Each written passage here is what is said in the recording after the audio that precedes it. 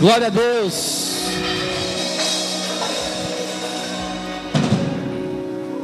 Pai, nós te agradecemos pela graça que nos tem concedido através da tua palavra. Nós te louvamos, Pai, pelo privilégio de sermos participantes do teu Espírito em nossa vida. Te agradecemos pelo dom da vida eterna. Te agradecemos, Pai, porque nós temos comunhão contigo, comunhão com os teus pensamentos. Nós podemos saber, Pai amado, os teus planos para a nossa vida, que são planos de paz.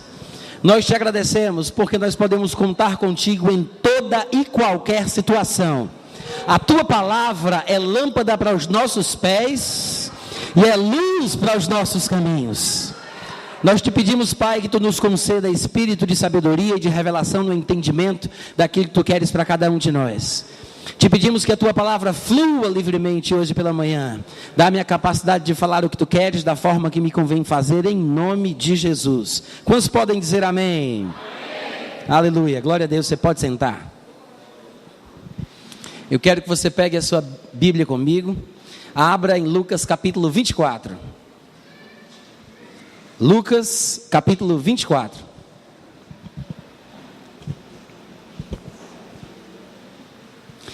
Oh, glória a Deus. Este é o nosso último domingo, né? Ministrando aqui sobre os fundamentos da fé. E hoje pela manhã eu tenho muitas coisas importantes para falar. Eu sinto que não vai dar para falar sobre tudo, mas eu queria incentivar vocês que estão aqui presentes a se dedicarem no estudo, na meditação da palavra. E uma boa oportunidade para isso é para aqueles que não fez o Rema poder se inscrever nessa escola, como já foi falado aqui. E para os que já fizeram o Rema, é apenas o começo, né? Então você pode continuar no seu crescimento em Deus, procurando informações sobre a escola de ministros, a escola de missões. Você procura informação na secretaria da igreja, fala com o pessoal que trabalha aqui, e eu tenho certeza que eles vão ter prazer em lhe informar sobre isso. Mas não fica parado, irmãos, continua crescendo em nome de Jesus, né? Eu quero aqui mandar um abraço, um beijo carinhoso para o pessoal da Angola, que sempre faz contato conosco lá no Verbo da Vida, dizendo que assiste os vídeos na seção multimídia do portal. E, gente, é um prazer poder saber que estamos ministrando aqui, mas que os nossos irmãos lá do outro continente estão recebendo a palavra de Deus. Beijão para vocês, tá? Lucas capítulo 24, aqui no versículo 1, diz o seguinte: mas no primeiro dia da semana, alta madrugada, foram as mulheres ao túmulo levando os aromas que haviam preparado. Encontraram a pedra removida do sepulcro, mas ao entrarem não acharam o corpo do Senhor Jesus. Elas, perplexas a respeito disso, apareceram-lhes 2 varões com vestes resplandecentes. Estando elas possuídas de temor, baixando os olhos para o chão, eles lhes falaram: por que buscais entre os mortos ao que vive? Ele não está aqui, mas ressuscitou. E o que é interessante é que os anjos dizem às mulheres o seguinte: lembrai-vos de como vos preveniu. Olha só, os próprios anjos comentam, lembrando às mulheres que ele mesmo, Jesus, tinha falado sobre isso, que ele iria morrer, seria sepultado, mas no terceiro dia, que era exatamente este dia aqui, o primeiro dia da semana, ele iria ressuscitar. Então os anjos dizem: se lembrem daquilo que ele disse, como ele vos preveniu, estando ainda na Galileia, quando ele disse, e importa, eles estão aqui citando as palavras de Jesus, viu, gente? Os anjos estão citando para as mulheres, para as seguidoras de Jesus, o que foi que ele disse. Importa que o Filho do Homem seja entregue nas mãos de pecadores, seja crucificado e ressuscite no terceiro dia. Então, diz o versículo 9, as mulheres o quê? Então o que, gente? Se lembraram das suas... Se lembraram das suas palavras. E aqui você vai ver um desenrolar de acontecimentos onde parece que o Espírito Santo coloca a ênfase no fato de que os seguidores de Jesus se esquecem daquilo que ele diz. E nós sabemos que a fé, ela vem pelo ouvir, e o ouvir a palavra de Deus. Se nós nos esquecemos daquilo que a palavra de Deus diz, nós estamos, na verdade, nos esquecendo de fortalecer a nossa fé. Nós estamos minando a nossa fé. Então, se esquecer da palavra é minar a nossa fé. Mas observa que isso é uma coisa que se repete com frequência. E há princípios nessa história que acontecem no nosso dia a dia também. As mulheres foram ao sepulcro, né, com os aromas, fazerem um trabalho de embalsamamento ou completar o embalsamamento do corpo de Jesus. No primeiro dia da semana, que era já o terceiro, a respeito do qual Jesus tinha dito: eu vou voltar. No terceiro dia eu ressuscitarei. E aí os anjos aparecem e dizem: gente, pelo amor de Deus, se lembre daquilo que ele disse. Lembrem-se das palavras dele. E as mulheres se lembraram das suas palavras, como diz o versículo 8. E voltando do túmulo, diz o versículo 9, anunciaram todas estas coisas aos 11 apóstolos e a todos os mais que estavam com eles. Eram Maria Madalena, Joana e Maria, mãe de Tiago. Também as demais que estavam com elas confirmaram estas coisas aos apóstolos.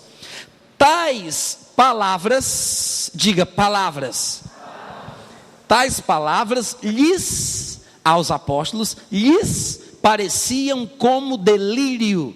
As palavras pareciam delírio para os apóstolos e não acreditaram nelas. No versículo 12 diz: Pedro, porém, diga Pedro, porém. Que nós possamos fazer muitos outros poréns na nossa vida também, amém, gente? As mulheres trouxeram a boa nova, lembradas das palavras de Jesus. Mas as palavras das mulheres, que repetiam a mesma verdade que Jesus já tinha dito enquanto estava vivo, pareciam delírio, loucura, coisa de doido.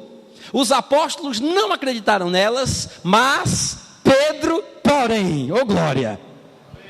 Pedro, porém, levantando-se, correu ao sepulcro.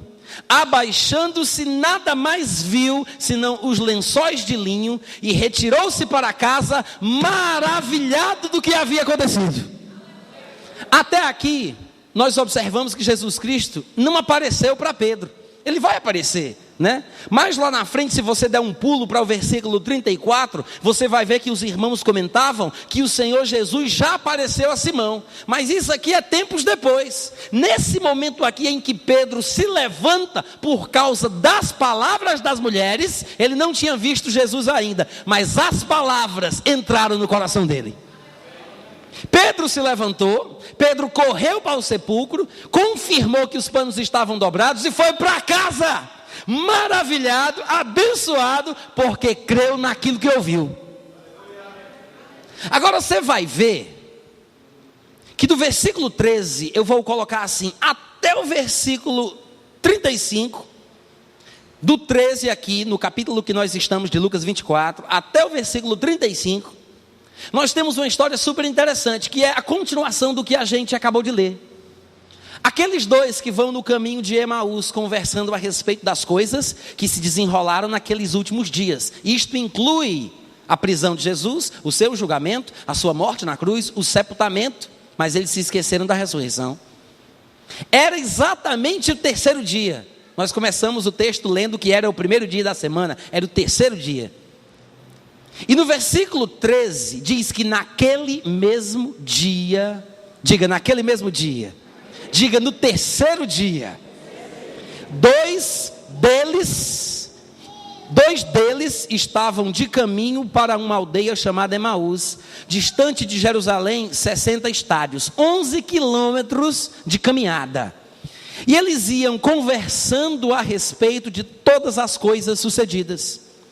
Aconteceu que enquanto conversavam e discutiam, o próprio Jesus se aproximou e ia com eles. Por que a Bíblia diz, enquanto eles conversavam, o próprio se aproximou e ia com eles? Porque eles falavam sobre Jesus, era o dito cujo, a respeito do qual eles conversavam. Eles falavam sobre Jesus, tratavam sobre Jesus, conversavam sobre sua vida, sobre sua morte, sobre o seu julgamento, e enquanto discutiam a respeito disso, o próprio se colocou entre eles, apareceu e foi conversando. Olha que coisa interessante. No versículo 16, que diz depois que Jesus se aproximou e ia com eles, diz que os olhos dos dois, porém, estavam como que impedidos de o reconhecer. Não estavam tampados, né? Eles não estavam momentaneamente cegos, tá? Não havia aqui nenhuma manifestação sobrenatural que os impedisse de ver que era Jesus, mas a tristeza era tão grande, a certeza da derrota, a desesperança avassaladora tinha tomado conta da alma deles, que eles não conseguiam enxergar um palmo na frente do nariz. Era o próprio Jesus, a respeito do qual eles conversavam, a respeito do qual eles discutiam, que estava ali com eles, mas eles não o reconheceram. Por quê? Os seus olhos estavam impedidos de o reconhecer? Não. Estavam como que impedidos? Como se estivessem impedidos. Porque eles olhavam, mas não viam. Muitas vezes, irmãos, nós somos assim. A gente não consegue enxergar um palmo na frente do nariz, porque estamos tão tampados por dentro, né? Tão fechados em nossa ideia medíocre, tão obstinados com a certeza da derrota, que a gente não consegue enxergar a vitória. Diga amém ou ai de mim, porque é verdade de qualquer maneira. E no versículo 17, veja, os olhos estavam como que impedidos de o reconhecer.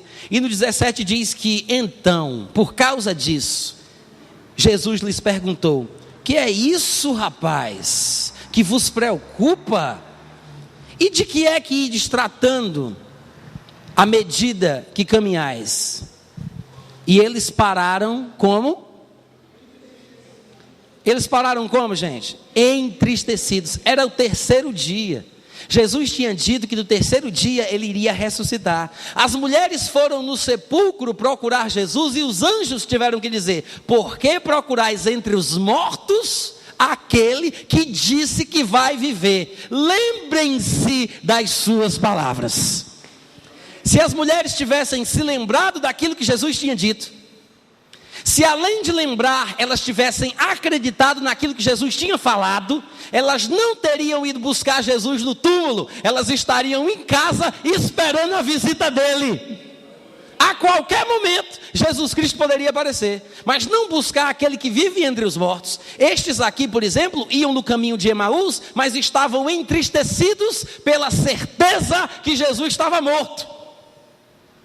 Falta de fé, a desesperança, o pavor, a angústia tinha tomado conta da vida deles, porque não criam nas palavras de Jesus, não se lembravam daquilo que ele tinha dito, estavam mais concentrados no que tinha acontecido, preocupados, entristecidos, não reconheceram Jesus. E então Jesus pergunta: o que é isso que está preocupando vocês? Dá para perceber na cara? O que é isso que vos preocupa? E o que é isso que vocês vão tratando à medida que caminhais?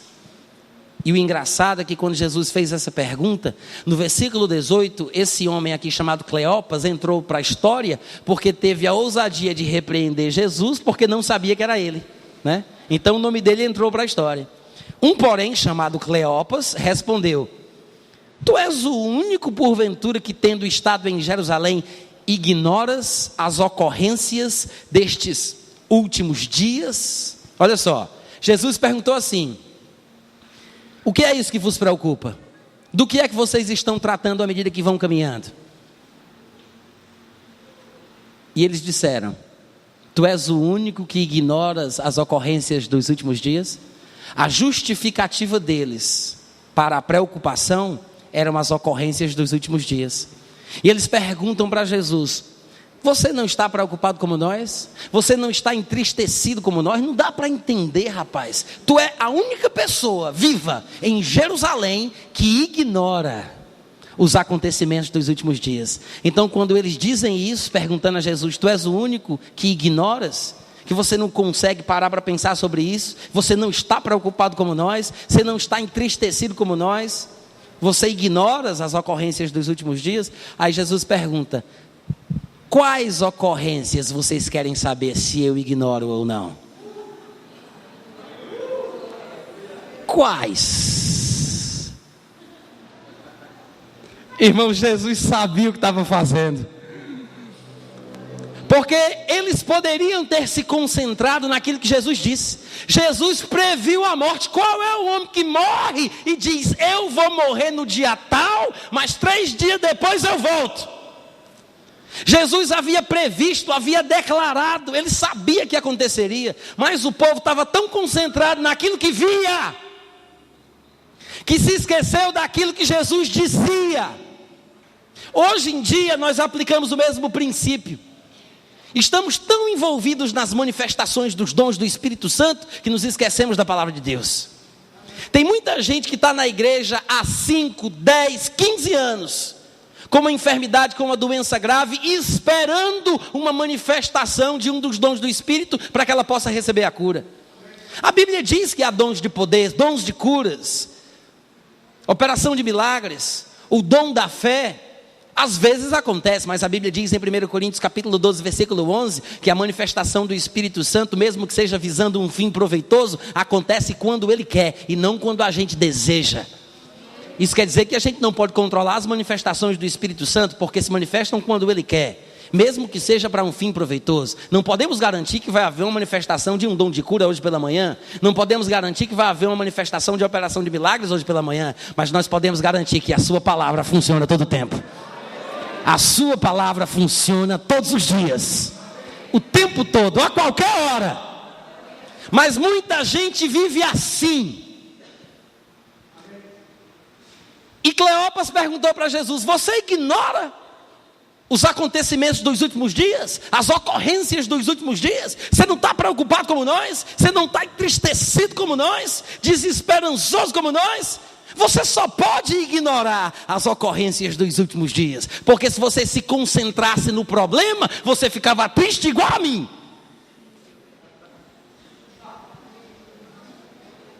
Diga: fala, Deus.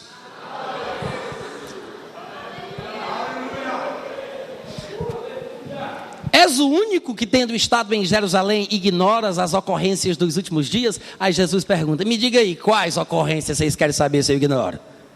Diz aí, conta aí para mim, quais ocorrências? Aí Cleopas vai explicar, né? E explicaram, versículo 19: o que aconteceu a Jesus, rapaz? Será possível? O Nazareno, que era varão profeta, poderoso em obras e palavras, diante de Deus e de todo o povo, e como os principais sacerdotes e as nossas autoridades o entregaram para ser condenado à morte e o crucificaram. A gente esperava que ele fosse quem havia de redimir a Israel, mas depois de tudo isso, é hoje o 3º dia. Diga: isso é ridículo.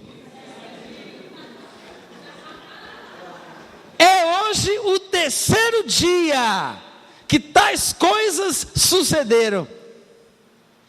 Eles disseram: rapaz, o que aconteceu a Jesus? Varão aprovado por Deus, poderoso em palavras. E Jesus tinha dito: no 3º dia eu vou ressuscitar. Se realmente eles acreditassem que Jesus era poderoso naquilo que ele dizia, eles tinham que ter lembrado das palavras de Jesus e teriam que ter crido nelas, e estar com a expectativa de qualquer momento se deparar com ele no meio do caminho. É este o 3º dia desde que tais coisas sucederam. E é verdade também que algumas mulheres das que conosco estavam nos surpreenderam, tendo ido de madrugada ao túmulo, não achando o corpo de Jesus, voltaram dizendo terem tido uma visão de anjos, os quais afirmam que ele vive. E de fato, alguns dos nossos, como Pedro e João, porque aqui no Evangelho de Lucas diz que Pedro correu, mas no Evangelho de João diz que João também foi atrás. João até disse que chegou lá primeiro do que Pedro, né? Lá no Evangelho dele, ele diz que ele chegou primeiro, mas ele não entrou. Pedro não, ele entrou, né? Mas o que é interessante é que eles dizem: de fato, alguns dos nossos foram ao sepulcro, Pedro e João, e verificaram a exatidão do que disseram as mulheres. Mas, dizem os dois incrédulos, chegando à sua conclusão, mas não o viram. Gente, pelo amor de Deus, que ridículo. Podre isso aqui. Eles dizem, Jesus era poderoso em palavras. Ele disse que no terceiro dia ressuscitaria. É verdade que as mulheres foram no túmulo, não encontraram o corpo dele. E como se não bastasse, de fato, apareceu 2 anjos, os quais afirmam que ele vive. As mulheres disseram isso. 2 dos nossos voltaram confirmando a exatidão das palavras, mas não viram o corpo. Vai ser incrédulo assim no inferno. Só que tem um detalhe. Eu fiz essa gracinha aqui dizendo que eles eram incrédulos, mas na verdade, eles eram crentes. E de fato, você vai ver no final da história que eles creem que era Jesus que estava ali com eles. Mas eles precisavam ver, pegar, sentir, reconhecer fisicamente. É por isso que Jesus os repreende dizendo no versículo 25: nécios e tardos de coração, lerdos, lesados de coração, para crer tudo o que os profetas disseram. Esse tipo de gente é aquele tipo de gente que acredita naquilo que vê, naquilo que pega, naquilo que reconhece com os olhos, mas tem dificuldade para acreditar naquilo que ouve. Irmãos, é bíblico, me entenda bem o que eu vou dizer agora, eu já falei sobre isso aqui, é bíblico ver para crer, é bíblico, não é errado não, só não é o melhor de Deus, mas é bíblico. Lá em João 4, a partir do versículo 46 até o versículo 48, nós temos um pequeno comentário de Jesus, e eu vou voltar lá, eu vou lá abrir, se você quiser fazer isso comigo também, pode fazer, se não quiser abrir, quiser apenas escutar, não tem problema nenhum. Mas se você quiser abrir para acompanhar, não é pecado. A partir do versículo 46, em João 4, a Bíblia diz que dirigiu-se de novo a Caná da Galileia, onde da água fizera vinho, e ali havia um oficial do rei, cujo filho estava doente em Cafarnaum. Tendo ouvido dizer que Jesus viera da Judeia para a Galileia, foi ter com ele e lhe rogou que descesse para curar seu filho, que estava quase morrendo. Então Jesus diz para ele, se Jesus está falando aqui, viu gente? Olha só o que é que ele diz: se porventura não virdes, se você não vê, né, como a gente fala hoje em dia, se vocês não verem sinais e prodígios, de modo nenhum acreditareis. Quem foi que disse isso? Quem foi que disse isso? O que foi que ele disse? Se vocês não verem, como a gente fala hoje em dia, se vocês não verem sinais e prodígios, se não virdes sinais e prodígios, de modo algum acreditareis. Jesus reconhecia que tinha um tipo de gente na face da terra que só acredita depois de ver, e ele era tão bondoso, tão misericordioso, que ele concedia o sinal para que a pessoa visse e então acreditasse. Diga graças a Deus. É bíblico ver para crer. É bíblico, Jesus disse isso. Por que você acha que dos dons ministeriais entre os apóstolos, evangelistas, pastores e mestres, por que destes 5 dons ministeriais, aquele que mais tem contato com o povo que menos crê, é o mais dotado de sinais e maravilhas? O evangelista, que mais tem contato com o povo do mundo, é o mais capacitado com sinais, curas, milagres e prodígios. Por quê? Porque por meio daquilo que o povo vê, eles vão acreditar. Mas nós que estamos na igreja, gente, nós que já nascemos de novo, nós temos que colocar a palavra como prioridade. Ninguém deveria estar aqui esperando ver para crer. Nós já cremos. Nós temos que saber que a palavra tem a primazia. Infelizmente, nós estamos, às vezes, na mesma situação destes exemplos, precisando ver, precisando sentir, precisando pegar, reconhecer fisicamente. Aqueles 2 do caminho de Emaús só reconheceram Jesus quando ele partiu o pão, porque era do mesmo jeitinho que ele fazia antes. Aí reconheceram Jesus. Mas aí, o que é que eles comentam? Eles dizem um para o outro: porventura não nos ardia o coração quando ele nos expunha as escrituras? palavras de Jesus queimavam por dentro deles, mas eles não se concentraram naquilo que Jesus dizia. Eles precisavam ver alguma coisa. Se você volta para lá, para Lucas 24, você vai ver isso. Jesus os repreende no versículo 25, nécios, tardos, lerdos de coração para crerem em tudo que os profetas disseram. Porventura não convinha, versículo 26, que o Cristo padecesse e entrasse na sua glória? E começando por Moisés, discorrendo por todos os profetas, expunha-lhes o que a seu respeito constava em todas as escrituras. Quando se aproximavam da aldeia para onde iam, fez ele menção de passar adiante, mas eles o constrangeram dizendo: fica conosco, porque é tarde, o dia já declina. E entrou para ficar com eles. Aconteceu que quando estavam à mesa, ele tomou o pão, ele abençoou, ele partiu e lhes deu. Aí, quando eles viram isso, os seus olhos se abriram, os seus olhos, e o reconheceram. Aí Jesus disse: tchau. Perderam a bênção, mas Jesus desapareceu. Na hora que eles viram que era Jesus, Jesus, tchau. Perderam a bênção. O melhor, 11 quilômetros de caminhada com Jesus ressuscitado, desperdiçada.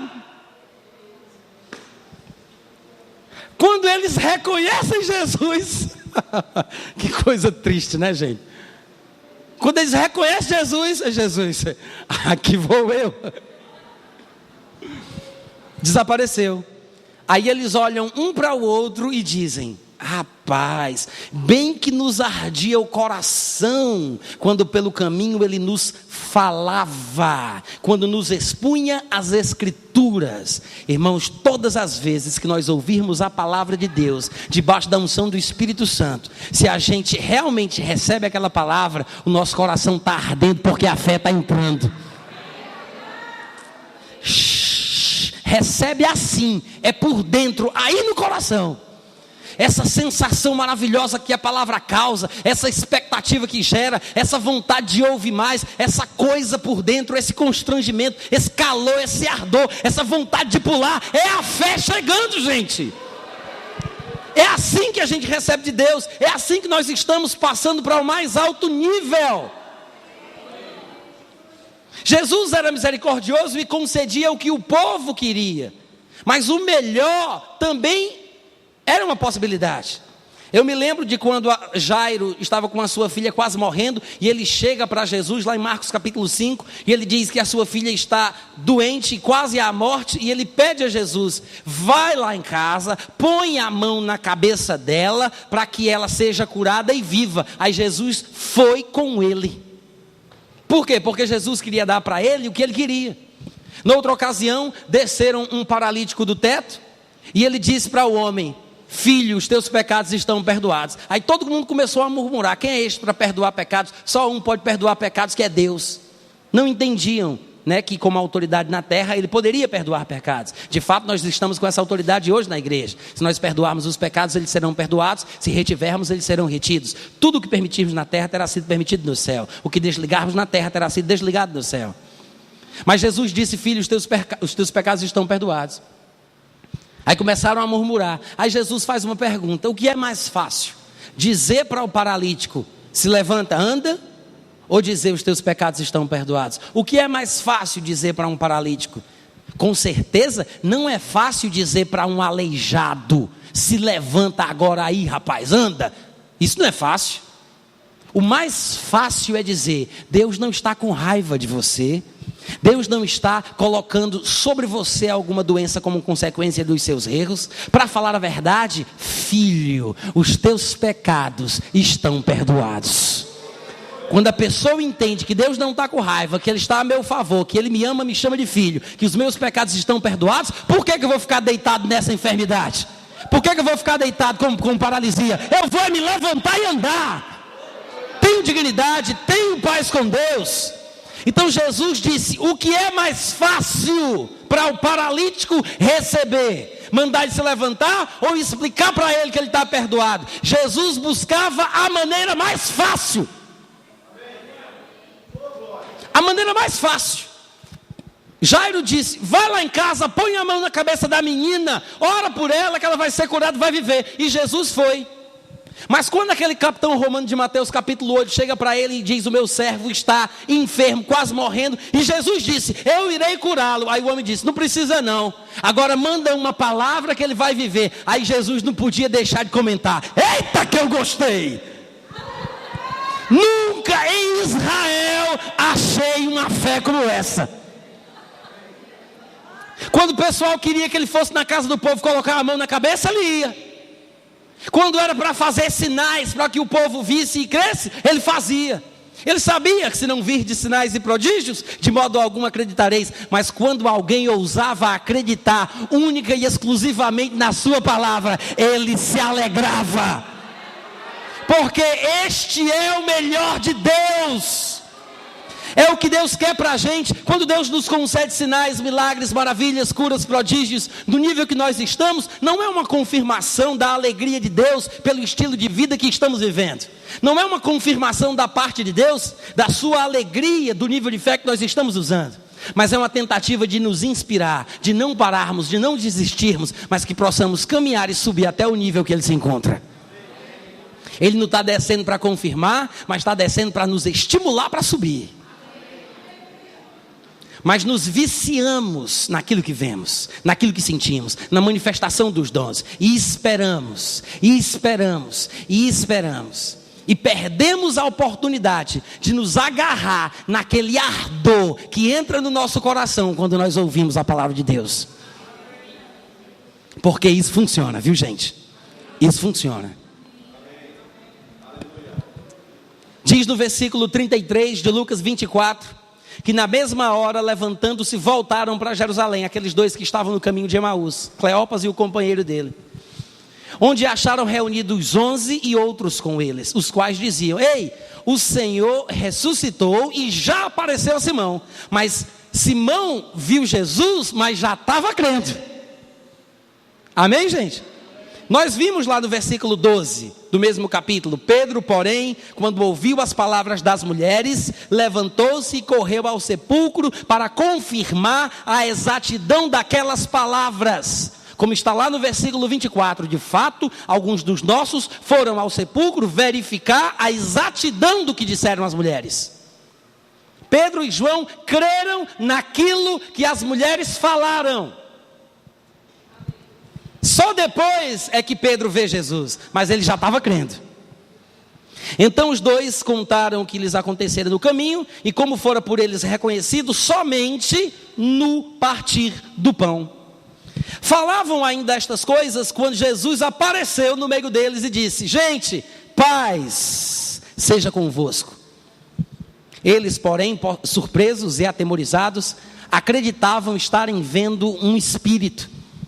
Mas Jesus disse: por que estáis perturbados? Porque sobem dúvidas. Eu quero que você observe que na maioria das vezes nos evangelhos que nós vemos Jesus falando sobre dúvidas entrar no coração, ele sempre diz subir. Nós temos o hábito em nossa igreja de falar que as dúvidas descem ao nosso coração, mas em todas as passagens do Novo Testamento falam que a dúvida sobe. É curioso a gente parar para pensar sobre isso. Mas por que sobem dúvidas ao vosso coração? Vede as minhas mãos e os meus pés, que sou eu mesmo. Apalpai-me e verificai. Eles precisavam pegar, sentir. Pedro já tinha crido quando ouviu a mulher falando. Mas eles precisavam pegar, sentir, verificar, contato, que era Jesus mesmo, porque um espírito não tem carne e ossos, como diria ele, que vedes que eu tenho. Dizendo isto, mostrou-lhes os pés e as mãos. E o que é interessante é que diz que eles ainda não acreditavam, por causa da alegria. Agora, nesse acontecimento aqui, que Jesus ressuscita e aparece, exatamente nesse ponto que a gente acabou de ler, acontece uma coisa que aí em Lucas 24 ele não comenta, né? Mas se você pula, por exemplo, para João capítulo 20, nós temos a mesma história contada de uma forma um pouco diferente, e traz mais luz a respeito daquele momento. Eu queria que você fosse para lá e observasse o quão curioso é o que se desenrola naquele momento que Jesus aparece aos discípulos. Lá no capítulo 20, do versículo 19, diz que ao cair da tarde daquele dia, o primeiro dia da semana, você observa que ele está falando sobre o mesmo momento, né? Versículo 19, João 20, 19. Ao cair da tarde daquele dia, o primeiro dia da semana, que era o mesmo dia a respeito do qual estava tratando Lucas capítulo 24. Não é isso, gente? Trancadas as portas da casa onde estavam os discípulos com medo dos judeus, quer dizer que eles estavam com medo. Veio Jesus, pôs-se no meio e disse-lhes: paz seja convosco. Quantos aqui observam que ele está falando sobre a mesma coisa que a gente acabou de ler lá em Lucas 24? Jesus diz: paz seja convosco. E dizendo isto, mostrou as mãos, mostrou o lado. Alegraram-se, portanto, os discípulos ao verem o Senhor. Disse-lhes, pois, outra vez Jesus: Pai seja convosco, assim como o Pai me enviou, eu também vos envio. Havendo dito isto, soprou e disse: recebam o Espírito Santo. Se de alguns perdoardes os pecados, são-lhes perdoados. Se lhes retiverdes, serão retidos. E no versículo 24, a Bíblia diz que Tomé, que era um dos 11, na verdade fazia parte da formação inicial, que era 12, chamado Dídimo, não estava com eles quando veio Jesus. Ou seja, Tomé não viu. Tomé não olhou a mão, não viu a mão, não teve a oportunidade de pegar. Jesus disse: pega aqui. Ele disse isso para todos os que estavam na sala: apalpai-me, verificai, eu não sou um espírito. Os que estavam lá viram Jesus e ainda não acreditaram. Aí Jesus disse: sou eu, gente, pega aqui, pega aqui, sou eu. Tomé não estava lá e não acredita. Aí você acha que Tomé era mais incrédulo do que todos os outros? O povo estava lá e não acreditou. Tão assustado. Tomé não estava lá, né? Aí olha o que é interessante. Disseram-lhe, é sempre assim. As pessoas insistem, e nós passamos por isso também, em não acreditar naquilo que se diz, porque as palavras parecem não ter importância. Talvez hoje em dia as pessoas falam da boca para fora, né? As coisas que são ditas de uma forma tão irresponsável, não revelam exatamente aquilo que a pessoa pensa ou sente, que a gente hoje em dia despreza o que é dito, e a gente fala de qualquer jeito, e as palavras estão perdendo a sua força. Mas foi exatamente com palavras que Deus criou o mundo, formou o universo. Foi com palavras que Jesus acalmou uma tempestade. Foi com palavras que Jesus curou leprosos. Foi com palavras que Jesus ressuscitou Lázaro. Foi com palavras que ele tirou enfermidades, doenças do meio do povo. Com palavras nós somos salvos. Com as palavras nós experimentamos a bênção. Gente, as palavras nos trazem o mais elevado nível de fé. A fé vem pelo ouvir a palavra. É bíblico ver para crer. É bíblico. Mas não é o melhor. Tomé não tinha visto. Tomé não estava lá. Disseram para ele: nós vimos o Senhor. Aí ele responde para os discípulos: bom, se vocês viram ou não viram, isso não me interessa, né? Não tem nada a ver com isso. Agora, eu não acredito. Além de chamar os companheiros de ministério de mentirosos, ele diz: não estou nem aí, eu não creio. Se eu não vir, ou se eu não ver, como a gente fala hoje em dia, nas suas mãos o sinal dos cravos, se ali eu não puser o meu dedo, e tem mais, se eu não puser a minha mão no seu lado, de modo algum acreditarei. Olha só. Ele estabelece aqui critérios para poder acreditar. Você observa que a fé é uma opção, crer ou não crer. Eis a questão. É uma escolha. Ele diz: se eu não ver, se eu não pegar, se eu não botar a mão, eu não creio. Tomé foi muito específico naquilo que ele queria. Ele queria ver, ele queria pôr o dedo, ele queria colocar a mão no lado. Não foi isso, gente? E ele disse: se não for assim, eu não acredito. Tá certo. Passados 8 dias, diz o versículo 26, lá estavam eles outra vez reunidos, juntos, né? Os discípulos, e Tomé estava com eles. As portas estavam trancadas, aí vem Jesus, se põe no meio deles, ele diz: Pai seja convosco, e logo disse a Tomé, diga, logo disse a Tomé. Sabe por que é bom que a gente perceba isso? Porque Jesus já foi logo tratar da incredulidade dele. Logo, de imediato. E o que é curioso é que quando Tomé disse, se eu não ver a mão, se ali não puser o dedo, se não chegar a minha mão no lado, ele disse isso porque ele não estava vendo Jesus. Se ele estivesse vendo Jesus na frente dele, ele não teria falado isso não, porque ele morreria de vergonha. Agora, Tomé disse isso porque não via Jesus, mas Jesus estava vendo ele. Jesus estava vendo ele. Tanto é que Jesus ouviu, peraí. Aí Jesus volta, faz uma viagem especial de volta para dar para Tomé, tintim por tintim, do que ele queria. Porque veja bem, assim que Jesus aparece, logo ele diz para Tomé, põe aqui o dedo, vê as minhas mãos, chega a mão, põe-na no meu lado, não seja incrédulo, mas crente.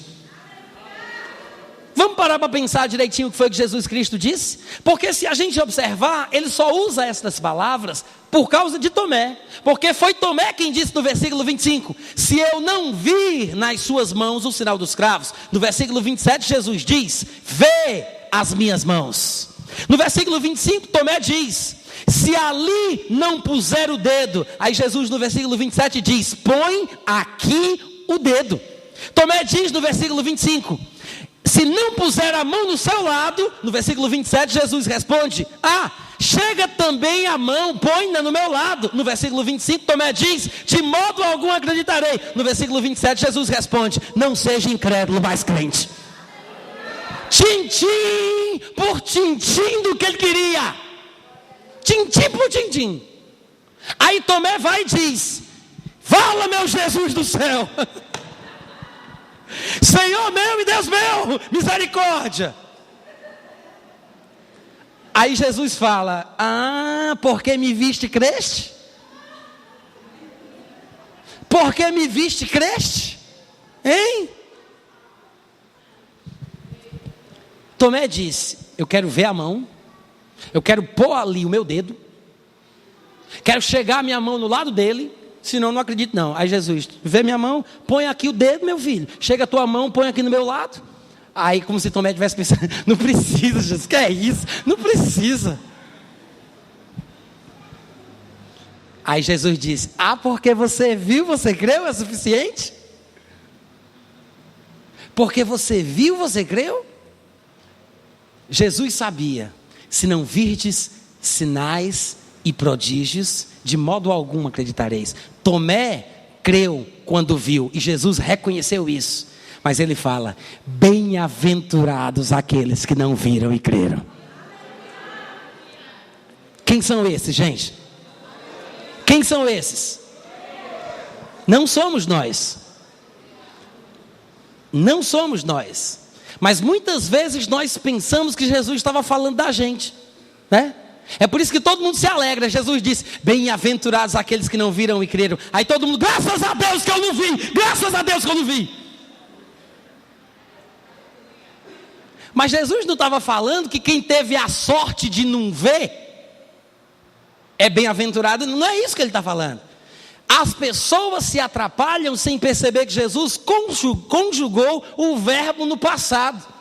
Porque você viu, você creu, Tomé? Bem-aventurados os que não viram, mas creram. Ele não disse bem-aventurados aqueles que em 2009, lá no bairro do Paulistano, em Campina Grande, no Brasil, na América do Sul, não verão, mas crerão. Ele não disse isso. Ele não disse bem-aventurados os que não verão, mas crerão. Não é porque ele se atrapalhasse nas conjugações do verbo, não, gente. Porque quando ele queria falar a respeito das pessoas do futuro, ele sabia muito bem o que dizer. Lá em João 17, quando ele orava a Deus a respeito daqueles que estavam com ele, que tinham recebido, crido, conhecido e guardado a palavra que ele tinha transmitido, ele disse, não oro somente por estes, mas também por aqueles que vierem a crer em mim por meio da sua palavra. Quando ele quisesse falar sobre as pessoas do futuro que viessem a crer, ele falaria. Ele não estava falando sobre nós, os que não vimos e não cremos. Ele estava falando sobre aqueles que não tinham visto Jesus ressuscitado, mas tinham acreditado nas palavras das mulheres, especificamente Pedro e João. Bem-aventurados os que não viram, mas creram. Porque tem muita gente hoje em dia que não teve a sorte, né, de ver Jesus, mas nem por isso é bem-aventurado, só porque não viu, só porque nasceu depois. Graças a Deus que eu não vi, que eu sou mais bem-aventurado. Não é assim. Mas tem muita gente que está aqui no nosso meio que não viu, que não é mais bem-aventurado, porque anda no mesmo princípio de precisar ver, de precisar sentir. Mas todo aquele que coloca a palavra de Deus em primeiro lugar, tem esta bem-aventurança na sua vida. É bíblico ver para crer, mas não é o melhor de Deus. Se nós queremos andar no nível de fé que agrada o coração do Pai, nós temos que acreditar que Ele existe e que Ele é galardoador daqueles que o buscam. Deus se alegra nos seus filhos que ousam caminhar por sobre o abismo angustiante, não tendo nada debaixo dos seus pés, a não ser a palavra de Deus. Nós somos crentes, irmãos. Quantos aqui querem receber da parte de Deus o seu louvor? Quantos querem ser elogiados por Deus porque estão andando no nível de fé mais alto? Nós queremos crer naquilo que ouvimos e não simplesmente crer naquilo que vemos. Quantos estão comigo? Quantos podem ficar em pé? Vamos fazer uma pequena confissão. Aleluia, glória a Deus. Pai, nós te louvamos pela tua palavra. Aleluia. Nós te louvamos, Pai, porque ela é lâmpada para os nossos pés, é luz para os nossos caminhos. Nós podemos, Pai, caminhar nesta verdade, crescendo de fé em fé, de glória em glória, para um nível cada vez mais alto. Sabemos que é o teu desejo que não sejamos mais como meninos, levados ao redor por todo o vento de doutrina, mas o teu interesse é que cresçamos em tudo. E em nome de Jesus, Pai, eu te peço que nós possamos compreender a esperança do nosso chamado. Queremos entender a sobreexcelente grandeza do poder que opera sobre nós, os que cremos. Pai, mostra-nos aquilo que nos pertence em Cristo Jesus. Que o teu Espírito Santo nos ajude a entender o que não entendemos, que nos ajude a ver aquilo que não vemos. Queremos, Pai amado, cada vez mais saber quais são os nossos direitos e privilégios em Cristo Jesus. Sabemos que o teu Espírito foi enviado para que saibamos aquilo que Deus, tu nos deste de graça, gratuitamente.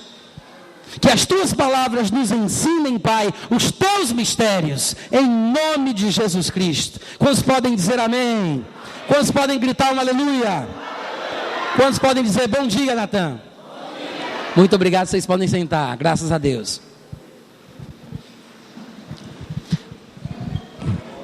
Aleluia. Quantos foram abençoados durante estes dias? Muita coisa boa a gente ouviu aqui, não foi, gente? Ouve isso. Procura a secretaria da igreja, adquire o CD, compra o DVD, vai na internet, está lá na seção multimídia, né? No verbodavida.com. Fica mastigando, deixa isso trabalhar no teu coração. Vai fazer uma diferença enorme na tua vida. Muitas vezes, quando ouvimos uma palavra que contradiz aquilo que pensamos, não dá muita vontade de gritar na hora, não. Mas quando a gente mastiga, a gente grita mais tarde, né? A gente corre mais tarde, faz a diferença.